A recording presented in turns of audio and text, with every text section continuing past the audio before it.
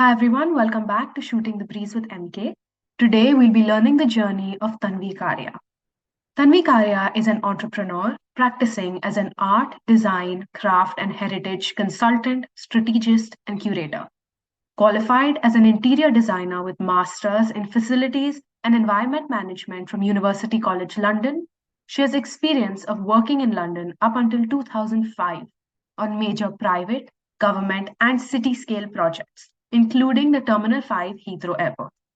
She has since moved to India and has worked in the subcontinent for the past 17 years, leading a team of 100 plus environmental professionals and running a successful design and project management consultancy, Development 2020.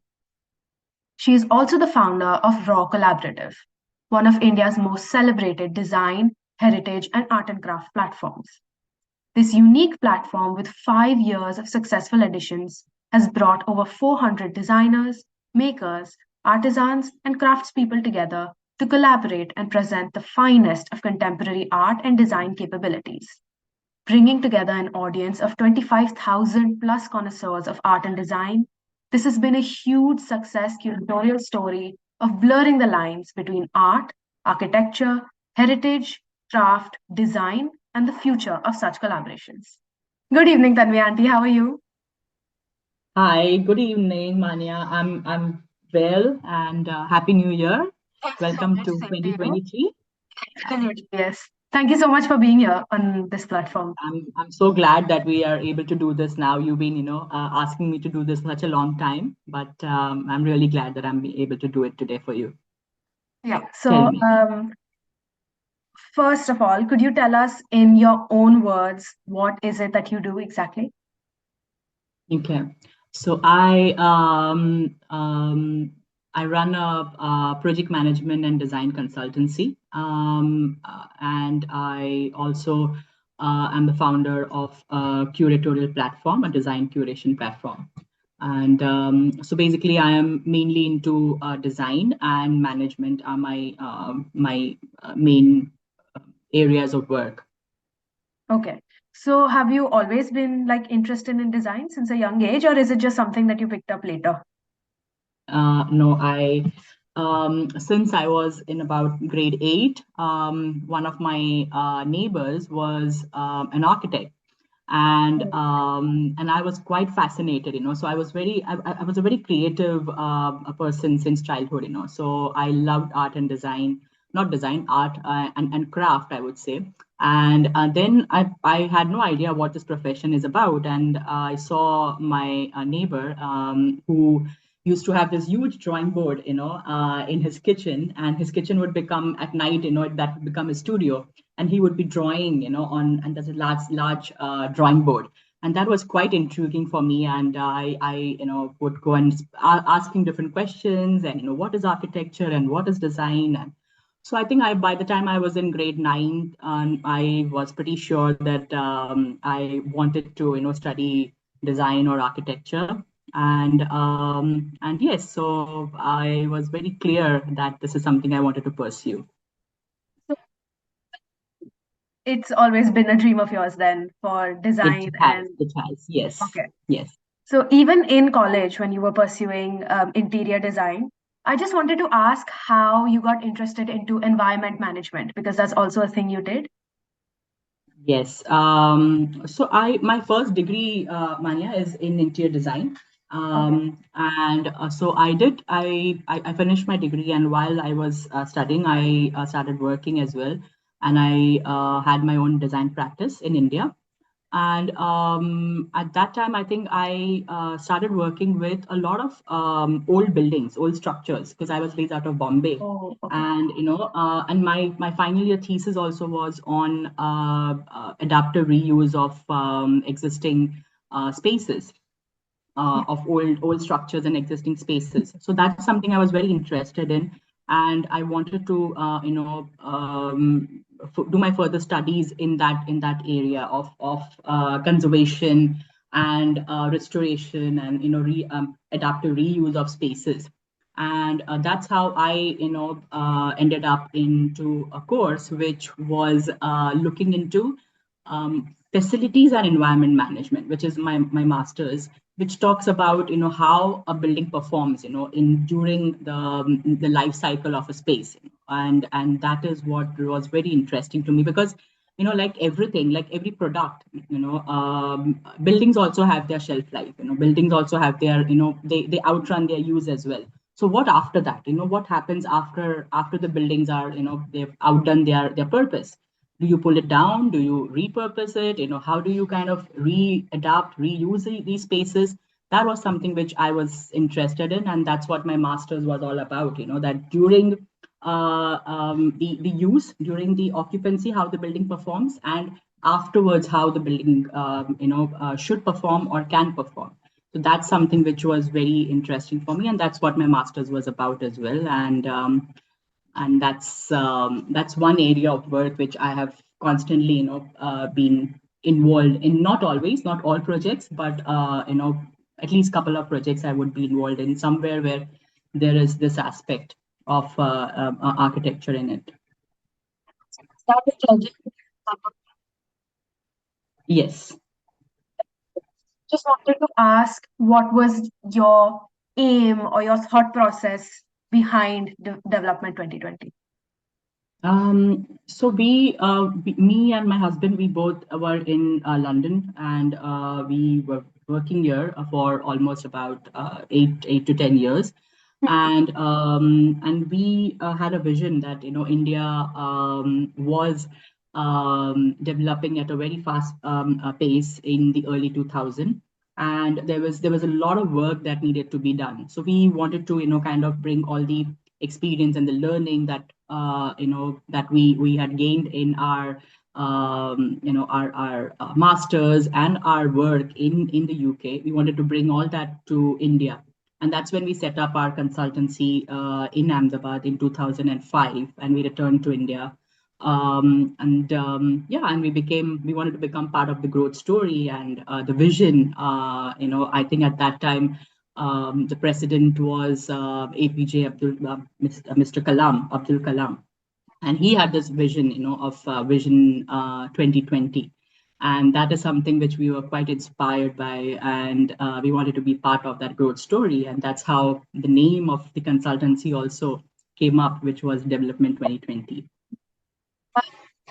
Would you say the countries that you lived in or the environment around you influenced maybe your thinking or the work that you continued to do in Development 2020?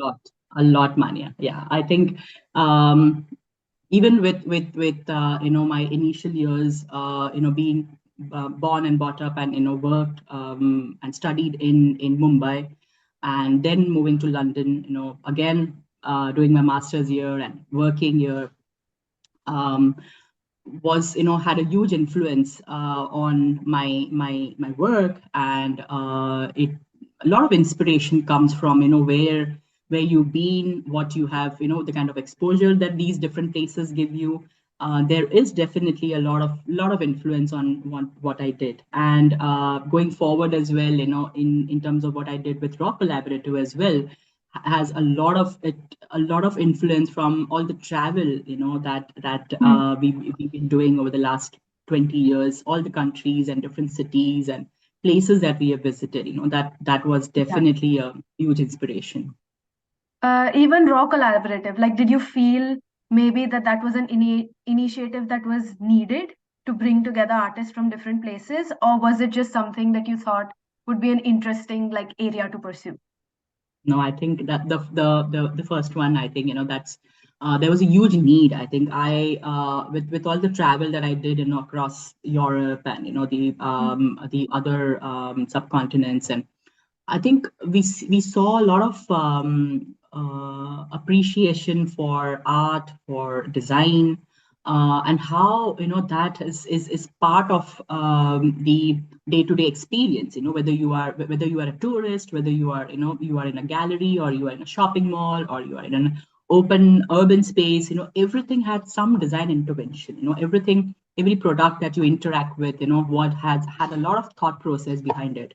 And I somehow thought that yes, India also has this. We do have the talent base. We do have the education system in the design field. but somehow we do not have a larger platform where people can come and really experiment and bring things out there into the open, and and talk about the process, talk about the material, talk about all the things that they want to do, whereas there are all these studios who are just catering to client needs, just there is something that is required, and they are there is some demand, and they're just kind of catering to that. There was nothing about experimentation, there's nothing about breaking the boundaries and going out there, and so I did feel that yes, there was something, I wasn't really too clear in terms of what that space would be or what that platform would be, but it did evolve with over the years. But yes, it did start from that. There I did see a huge gap. I did see that there is something needed to bring the artisans, the craftsmen, the young designers into one space where they have this like a blank canvas, like a art gallery where they can just come and put things out there. And yeah, and so that is something. And also the audience, also the users, the people, that is something we nobody had really served them, this on their platter. There was like we were just consuming what is served to us. So I think that bit of exposure, that bit of a sensibility also was missing, in people. So I think this is where we thought, we should bring the users, the audience, and the designers and the artists and the craftsmen together, and let them converse, let them have some kind of dialogue. And that would really bring about a lot of understanding in terms of appreciation and understanding of what goes behind, all this effort that these people put in, and why it is important, in our daily lives, in our daily experiences, the way we live, the way we work, everything has needs design intervention, we needs these things. And so that, I think that was the whole idea. And yes, it did fall in place over the years. And Collaborative has become huge. yes, it has. And I think that's thanks to the immense talent that we have in the country. There's just no dearth of this talent, and we just had to just go out there and look for it, and there it was. And so I think over the last 6 years we've interacted with almost about 700-800 designers, craftsmen, artisans, who have been part of Raw Collaborative in some or the other way. So there is so much out there, and still we're not able to accommodate all of them, because we have a certain space constraint, certain format constraint, and all that. But yes, so therefore definitely India has a lot of more talent which needs these kind of platforms. Ride of a journey. I just wanted to ask maybe how that would have been for you, like ups and downs, challenges, any that you significantly remember. Mm. Yeah, I think the first year, putting this idea across to, I think, a couple of people were very excited, and I was very fortunate to have my partners sign up to this. So it's the three of us. They are the co-founders, and so I put this idea across to them, and they were they were actually quite excited about doing something like this. And but apart from that, when we spoke to people that we should planning to do something like this in Ahmedabad, and I think probably people were not ready, or they were not sure whether it will work. Or but I thought, I thought nothing, there's no harm in doing something which you are so sure of, and so yeah, I think that's that. The first year, the only challenge was um, we probably were not sure what we are really up to, and and people weren't sure in terms of what to expect, so that was the only bit. But we were very fortunate to find one of the most amazing architectural space, like the Mill Owners building in Ahmedabad, which was a like a haven for the designers and architects, and people from all across. and we were very, very fortunate to be able to get that as our starting space where we could bring Raw Collaborative. And so that also put Raw Collaborative at a very, very different stage. It set the stage right for us. Apart from that, the challenges that we faced over the years were, I think it's more about the execution part of it. The curation was something was is fun, and it's trying to put that together was very, very creative process. The execution bit has a lot of challenges, especially doing this scale of thing in India, with all the permissions and the other logistics, and all those things are something which are very, I would say, energy consuming. But obviously, with my the project management background, my organization came as a great support. So obviously, all my team members, my husband, Nimit, and all of them, they kind of gave us that backbone, that support system, during the execution bit, because that's when everything comes together.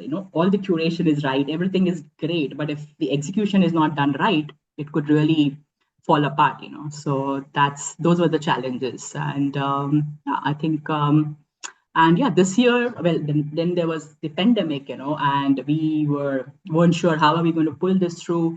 And though we had to push it for a couple of months, about 6 months, because there wasn't a window, where we could really do this, because there were a lot of constraints and numbers that we had to maintain and all that. But we did pull through one just after the pandemic, and that was brilliant. But we had a lot of restrictions, and but it was a successful one, and the design were very, very happy that we were able to do that in that year, which was in 2021. And the one that we did just now, again, that was a bit of a challenge for me, because right now I am in a different place, and so working from different continents, and that was a little bit of a challenge. But thanks to Zoom, everybody's now available online, and yeah, so again we were able to pull that through in a new city, in Baroda this time, in your home city. I And was there at the exhibition yeah, this time. It was a gorgeous setup.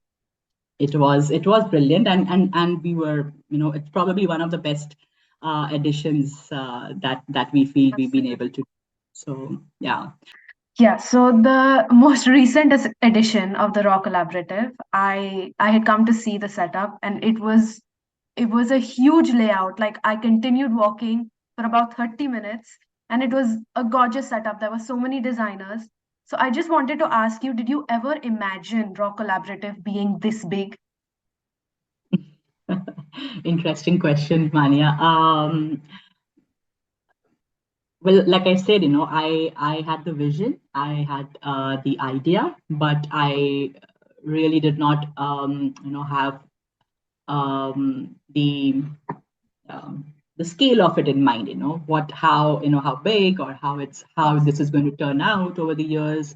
But yes, so like I said, it has evolved. The idea has evolved into what you see today. Um, so for me, it was, yes, I only was very clear in terms of the intent and the idea, and everything else is the work that goes behind it. It's never like things are, they when you start out something, it's not, everything is not there. It's not there on the paper, it's not all out there. It's a sketch, it's like a painting. You have to start working on it. Even if Yeah. it's in your head, you need to start work on it. So that's what it is. It's 6 years of work, which what you see now, is a lot of work, a lot of efforts, a lot of people, team efforts, and support, everything, coming together, and obviously a lot of people believing in the idea as well, signing up to something that you believe so strongly as well. Yeah. So yeah, and so that's what it is. The outcome of all this put together is what you see at the show. Okay. And I think because art and design is such a like free flowing field, it keeps changing. I wanted to ask what your opinion was on maybe how the field would move forward, or how you see people dabbling in the field, and what you think will probably be the biggest field in the future, in the coming years. Hmm. Um, so like I said, because I come from that background, me being a designer, someone from a creative field. I feel that creativity is something which is the future, in anything that you do, whether you are, even if you are a doctor, or if you are a, like if you are a surgeon, or you are, a financial analyst, or an IT consultant, or anything, any field that you think, the thought process, is something, the way the world is moving ahead with the technology, with AI coming in. I think creativity is something which everyone will thrive on. That's something which is needed. So in your thinking process, in your dealing, in your everything, that thinking out of the box, is something which will be required. So that's something which I feel is very important. And secondly, I also feel that design, again, design is not only about products. It's not only about something tangible. Design is also about processes. Design is also about system. Design is also about thinking. Design is about experiences, interaction, everything. So that is something which I feel that is required. That whatever I do, whatever I create, whether that's a app, whether that's a food dish, or anything that you create, as creators, we are creating, whether whatever field we are in, it needs a thinking process. It needs a design thinking process, that what impact is this going to have on the environment, on the user, the people who are interacting with it, or who are going to experience it, and on the society at large. What impact is this dress that I'm designing, for example, what impact is that going to have on its user, on someone who's looks at the person wearing it, someone who is selling it, someone who is making it, all of it, everything has to be a holistic thinking process. And that is what I feel, that the future generation is much more aware of everything that you do, every little decision that you make, whether it's in your work or in your life choices. I think that is something which I feel that the future generation is going to be very conscious about, this holistic approach of whatever they do.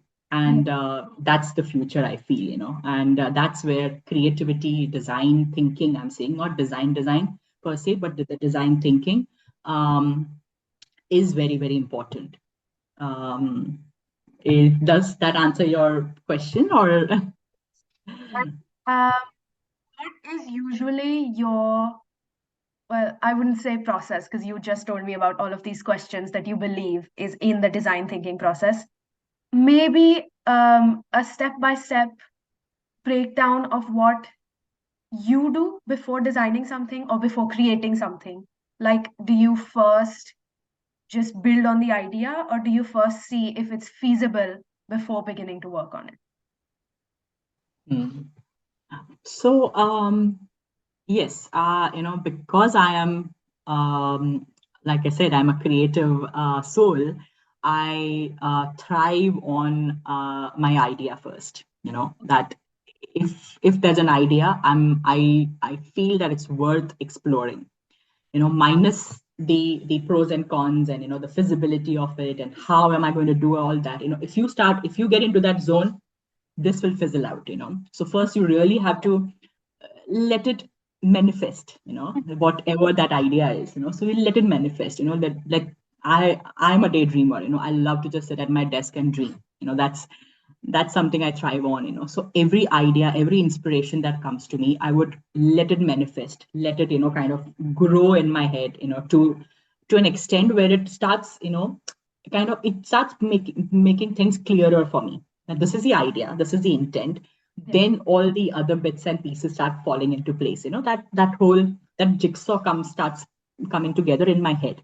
And that's once you have that whole puzzle, almost there, of the idea in your head, that's when you start looking at it in the realistic terms, whether this is worth, taking it out from the head and working on it, putting time and effort and money and everything on it, but yes, my process, personal process, I said, is that I would let my ideas, you know uh, um, and give them a little space to, kind of grow first, and then start, putting them into any kind of boxes, that whether this is tick mark or right, wrong, not possible, possible, all those things, yes.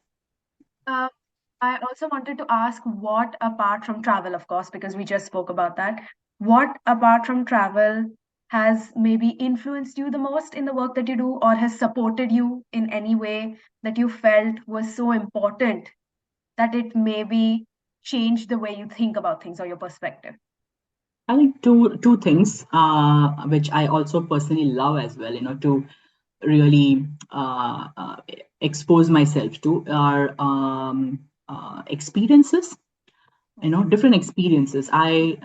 I'm open for any kind of experience, like if you just ask me that, I'm like, for example, this, I'm like, okay, anything, any experience Yeah. is great for me. And I think that is the first bit. And the second that inspires me is our people, the people that I Okay. meet. So I love that, because that's like a sponge. You can take things from, everywhere. And so these two things are my biggest, like, first I said the travel, and obviously your, your education, your exposure to knowledge, reading, all that.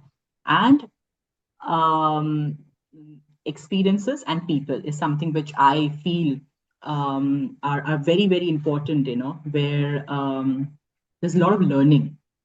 And that's something, we can bring. It could be anything, someone doing completely different thing than what I am, my field, and it has nothing to do with it. Yeah. But still there is so much that, you could really bring into, your learning. There is a lot of cross pollination of ideas that can happen, and which I am extremely, extremely excited about, new experiences, meeting new people, so that's, yeah. And did you have, or do you have any role models maybe that you looked up to as a child, that you still look up to, or that you try to model your work after? Well, it changes Of at, course. at different stages in life. Like I said, that while I was growing up, it was, a very, say, people next door, were my Yeah. inspiration, like I said, and very, very obvious, like very, the uncle next door who was an architect was my inspiration. Then there was this family friend, like my parents' friends who were surgeons, both of them. But them being surgeons, they were still into so much into craft and, photography and traveling. And every time, for my birthday, they would bring me some, art or some craft, books, and so that is, so very, I would say, yeah, it was very simple day to day kind of people that I came in touch with, that I interacted with, were my role models, I would say, not someone up there, big names. As growing up, as a child, I found this very interesting and inspirational. And then obviously growing up, then someone like Professor Kalam, Vikram Sarabhai, and also a lot of people in India, who have created that variety of inspirational work that they did through their life, like Vikram Sarabhai, like even like someone like Mrinalini Sarabhai, I'm just talking about people from Ahmedabad because, I've spent the last 18 years in Ahmedabad. So those are the kind of people that, while growing up, I did see them as role models, and then, like I said, very, very day-to-day kind of people that I interacted with, and in their own, in their little zones, that the kind of change or the kind of impact that they were making in the society, in the people around them, in the world around them. That's something which has always been my role models. And yeah, and I do um, read a lot of inspirational authors and writers, and biographies is something which I'm very keen on, and I love reading biographies. So that is, people's lives are very, very inspirational. And so these are the role models, I think, but a lot of them. Yes, there is not, I can't name a few. So Yeah, I just wanted to ask you if you could maybe give any advice or some tips to youngsters who are up and coming in the field or even in general, or maybe if there's something that younger you would like to have heard when you were at that age. mm, I think with my biggest advice, is to the younger generation, is something which I really feel that, at 44 also I am, missing out on that bit, is do things with your hands, anything, make anything, do anything, learn any kind of craft, whether that's or whether that's musical instrument, whether that's cooking, whether that's doing some craft, doing anything, playing video games. Even that's, again, it's hand-eye coordination, so that's something, when we were growing up, technology, kind of bombarded us, since we were, I think, your age. That's when the computers started coming in, internet started coming in, and so for us, doing things with hand started fading out. We used to, I think I remember in the first 2 years or the 3 years of our design school, we did, drawings and everything by hand. And by the time we came out of school, that's what has gone. Everything was computerized, and everything was, AutoCAD and, 3D. And so all, so that's when we started losing our touch with what we can do with our hands, and I think that's something which the future generation should really, really kind of have something, something, pursue something that is, I think that is something, be a maker, just create something just with your, out of your hands, even if it's just nothing, even if it's food or anything. But that's something which I feel that I would want to take up, I want to take up, I don't know, pottery or stitching or something, something which requires that little intervention of my senses of my fingers and my hands. And yeah, Thank what you so much. is does that something like resonates with you, or? Absolutely. I think so. I also believe, like, I would like to believe that I'm a very creative person and that I do everything that I can to keep that creativity in my life. But lately, because of school and the sudden rise in work and studies that I haven't been able to keep in touch with that. And so that was kind of something that I had thought of for 2023, which was to get back in touch with an art, or maybe consistently do or create something so that I could not lose that ability that I spent so long working to keep within me. And I'm just hoping that because of the onset of work, I'm not losing that.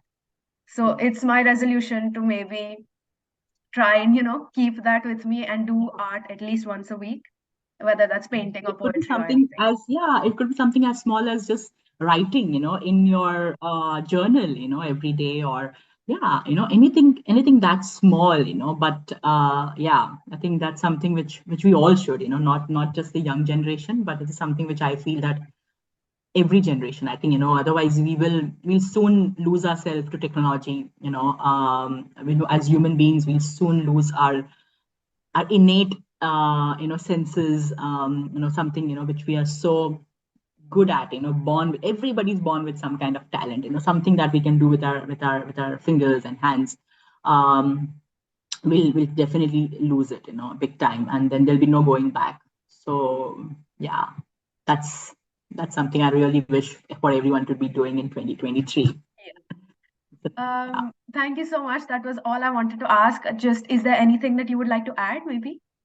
I know. I think this is a good initiative that you've taken up, and all the best. And I just love the kind of the kind of questions that you have, and it's very interesting. And I hope a lot of your friends and everyone kind of watches this, and not just this, but all the other interviews that you do. And yeah, so it's brilliant. Good work that you're doing So here, much. and Thank keep you doing once it. again for being here as Even if well. you become busy with your further studies and everything, keep doing this. Yeah, you can obviously can spare some time for it, isn't it? Absolutely. Absolutely. Yeah. So Thank all you the so much, best. sir. Thank you so much. Huh?